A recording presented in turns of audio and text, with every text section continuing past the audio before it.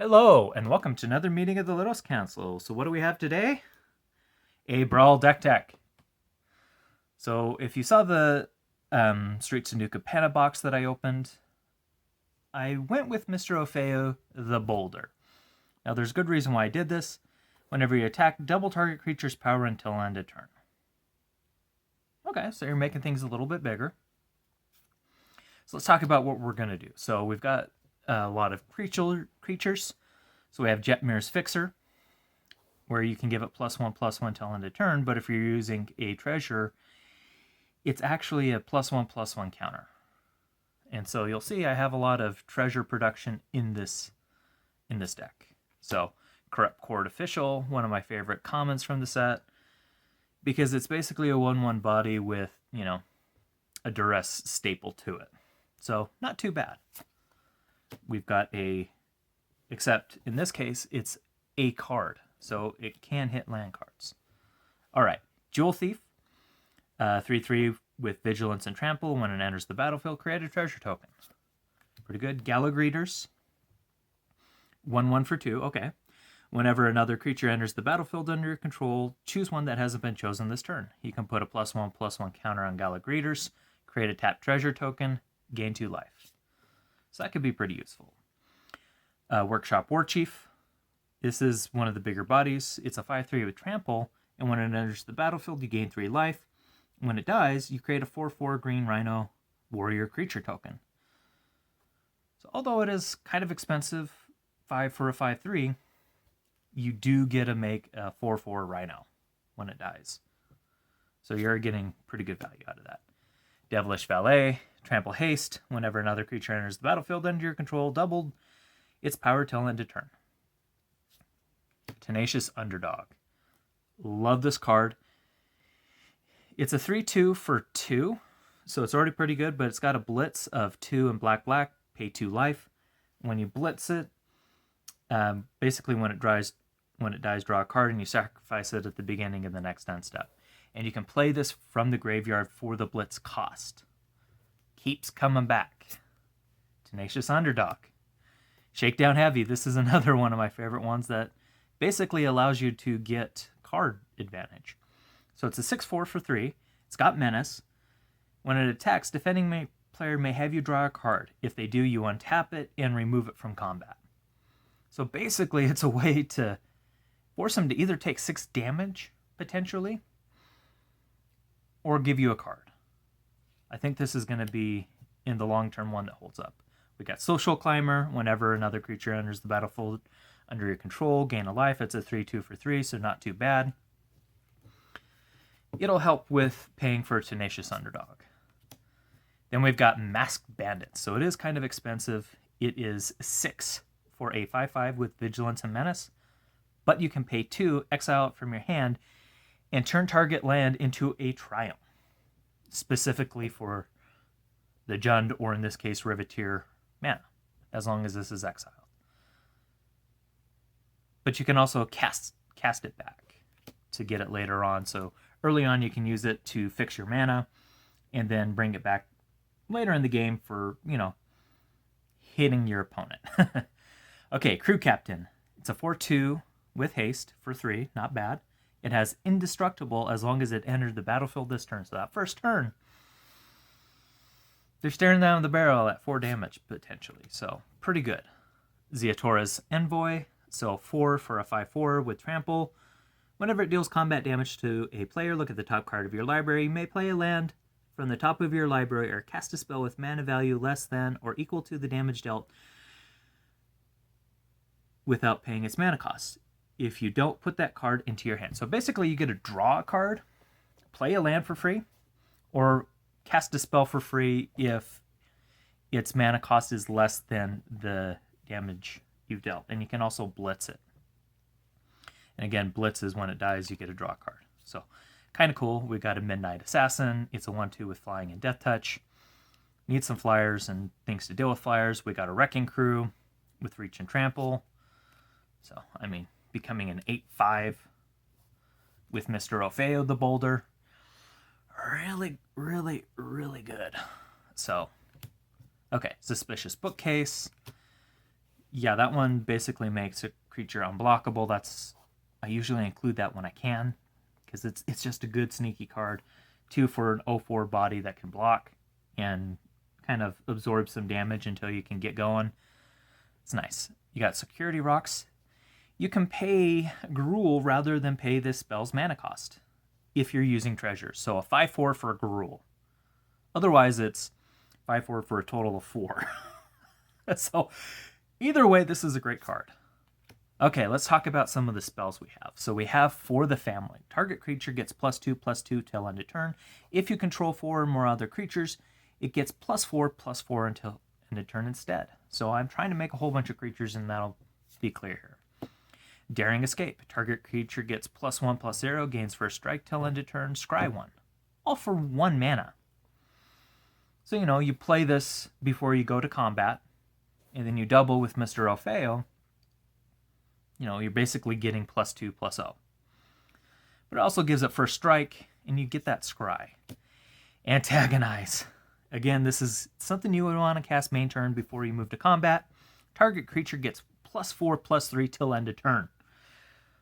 So it's going to be +8/+3 with Mr. Orfeo, the Boulder.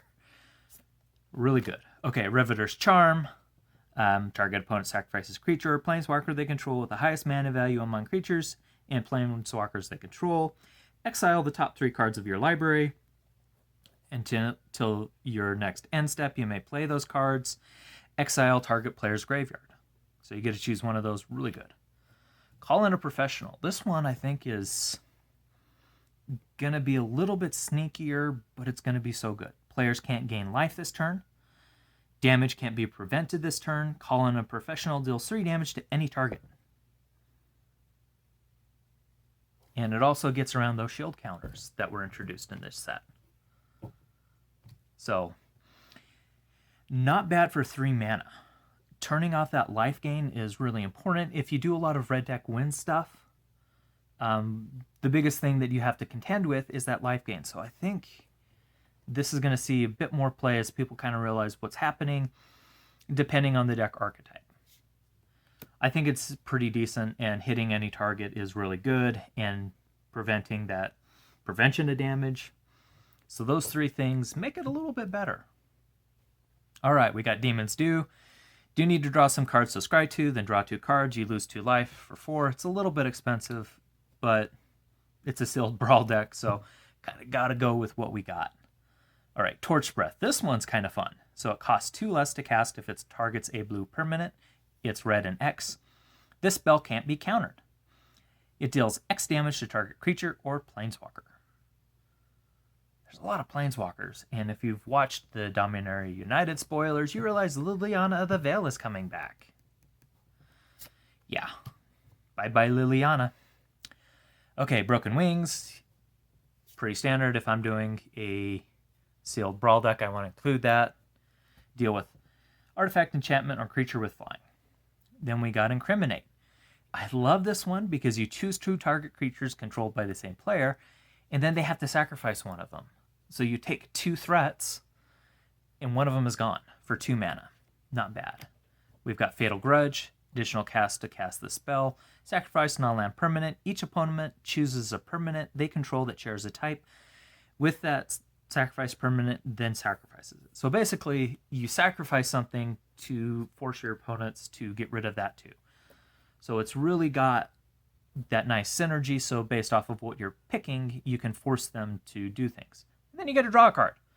Not bad for 2. Prize Fight. Target creature you control fights target creature you don't control and create a treasure. So for 1, because you're getting 1 back in as a treasure, you're getting to have something fight, which is cool if you got something with Death Touch. Murder. Classic, staple, destroy target creature. And of course you got the Ob Nixilis flavor text. Unleash Inferno. So it deals 7 damage to target creature or planeswalker. When it deals excess damage this way, destroy target artifact or enchantment an opponent controls with mana value less than or equal to the amount of that excess damage. So you could be removing some good things. Of course, Strangle. This one is starting to see a lot of play in red deck wins because it's 1 for 3 damage to target creature or planeswalker. Pretty decent. Fake your own death. Until end of turn, target creature gets +2/+0 and gains. When this creature dies, return it to the battlefield tapped under its owner's control, and you create a treasure token. So for 1 and banking mana, yeah, bring it back. You play it main phase, knowing they have like death touch creatures or whatever. You're going to bring it back, but then you're doubling with Mr. Orfeo, so that's +4/+0. So a lot of that. And then we have Stimulus Package. So for 4, when it enters the battlefield, create 2 treasure tokens. So really it's costing just 2 mana and you're banking 2 mana. But you can sack a treasure to create a 1/1 green and white creature token. So you can make bodies from that mana. Then we got Glittering Stockpile. If you've watched any of my videos about Streets of New Capenna, I love this card. Tap to add red to your mana pool. Yeah, it is below that 50% threshold that people talk about. But this has a banking ability. So each time you tap it for mana, you're putting a stash counter on it. So you can tap and sack it and add X mana of any one color where X is the number of stash counters on Glittering Stockpile. So I have that removal spell with X in the cost, or let's say you're trying to get something big out, this would work. Then we've got Big Score. Discard a card, draw 2 cards, create 2 treasure tokens. Not bad for 2. Then for the last card in the deck, Sticky Fingers. So enchant creature, it has menace, and whenever it deals combat damage to a player, create a treasure token. And when the creature dies, you get to draw a card. So making lots of treasure, having uses for that treasure really helps ramp. All right, so let's talk about the mana base. We got Revere's Outlook. You know, when it enters the battlefield, you sack it, you gain a life, and then you go look for a basic swamp, mountain, or forest and put it into the battlefield tapped. We got Tramway Station, tapping for Rakdos. It does enter the battlefield tap, but it has a sack ability later on to draw a card.